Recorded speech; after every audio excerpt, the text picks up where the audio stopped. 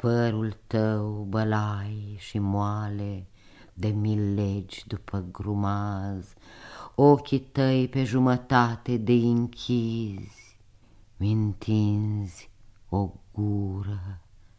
Fericit mă simt atunci cu asupra de măsură. Tu nu vezi, nu-ți aflu nume, limba în gură mi se leagă și nu pot să-ți spun odată cât, cât îmi ești de dragă. Ei șoptesc, multe și-ar spune și nu știu de unde să înceapă, căci pe rând și-astupă gura când cu gura se adapă.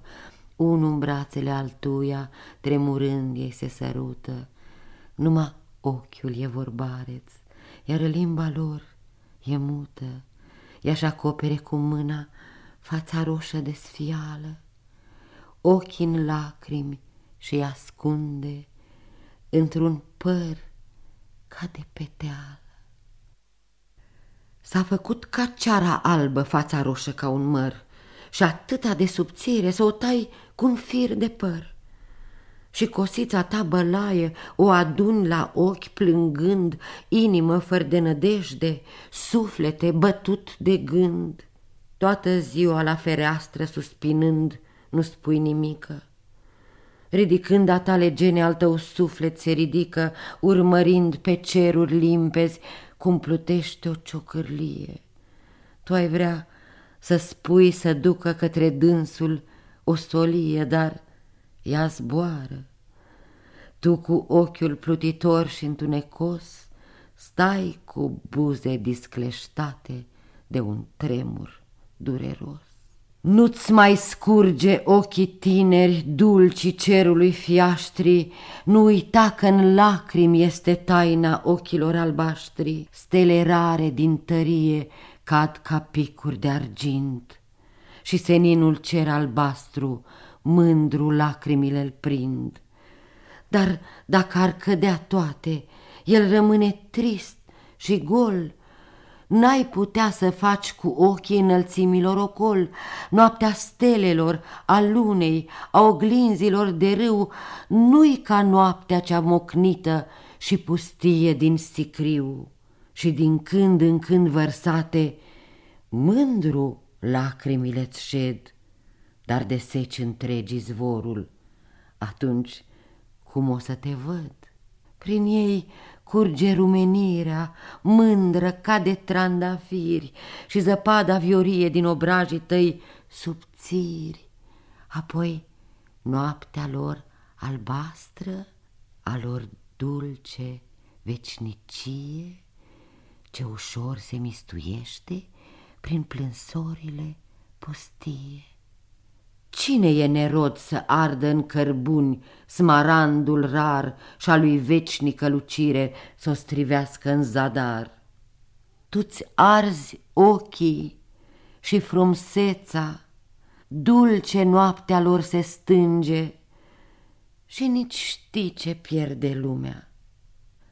Nu mai plânge, nu mai plânge. O, tu crai cu barba în noduri ca și câlții când nu-i perii. Tu în cap nu ai grăunțe, numai pleavă și puzderii.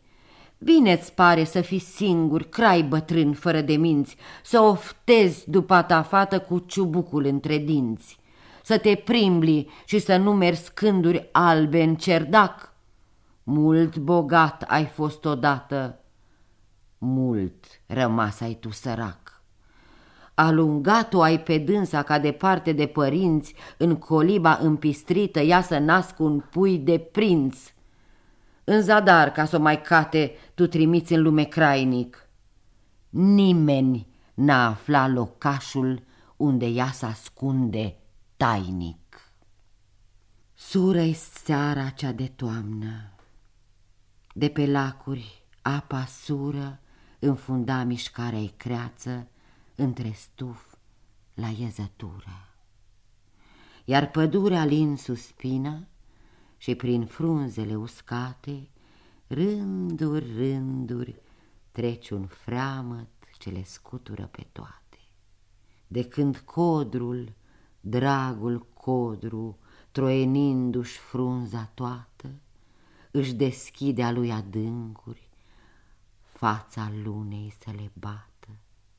Tristă-i firea, iar vântul sperios v-o creangă farmă, singurate ce izvoare fac cu valurile larmă. Pe potica dinspre codru, cine oare se coboară? Un voinic cu ochi de vultur lunga vale o măsoară. 7 ani de când plecat ai, zburător cu negre plete, și-ai uitat de soarta mândrei, iubitoarei tale fete. Și pe câmpul gol el vede un copil umblând descult și cercând ca să adune într-un cârd bobocii mulți. Bună vreme, măi băiete! Mulțumim, voinic străin. Cum te cheamă, măi copile? Ca pe tată meu, Călin. Mama îmi spune câteodată de o întreb, a cui-s mamă? Zburătorul ți este tată și pe el Călin îl cheamă. Când l-aude, numai dânsul știa inima lui, căci copilul cu bobocii era chiar copilul lui. Atunci intră în colibă și pe capătul unei laiți lumina cu mucul negru într-un hârb un roșopaiț. Se coceau pe vatra sură 2 turte în cenușă, un papuche sub o grindă, iar altul după ușe. Hârâită, noduroasă, stă în colb râșnița veche. În cotlon torcea motanul, pieptănându-și o ureche. Sub icoana afumată unui sfânt cu comănac, arde în candelă o lumină cât un sâmbure de mac. Pe icoanei policioară, busuioc și mint uscată, împlu casa întunecoasă de o mireasmă pipărată. Pe cuptiorul uns cu humă și pe coșcovii păreți, zugrăvit au cu-n cărbune copilașul cel isteț, purceluși cu coada sfredel și cu bețe în loc de labă. Cum mai bine îi se șede unui purceluș de treabă. O beșică în loc de sticlă e întinsă în fierăstruie, printre care trece o dungă mohorâtă și gălbuie. Pe un pat de scânduri goale doarme tânăra nevastă în mocnitul întuneric și cu fața spre fereastră. El se așează lângă dânsa, fruntea ei o netezește, o dezmiardă cu durere, suspinând, o drăgostește. Pleacă gura la urechei, blând pe nume, el o cheamă. Ea ridică somnoroasă lunga genelor maramă, spăriet la el se uită, îi se pare că visează, ar zâmbi și nu se încrede, ar răcni și nu cutează. El din patul o ridică și pe pieptul lui și-o pune. Inima-i zvâcnește tare, viața-i parcă se răpune.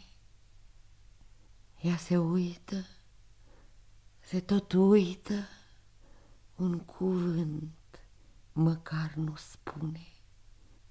Râde doar cu ochii în lacrimi, spărietă de o minune, și apoi îi sucește părul pe el ei deget alb, subțire, își ascunde fața roșă la lui piept duios de mire.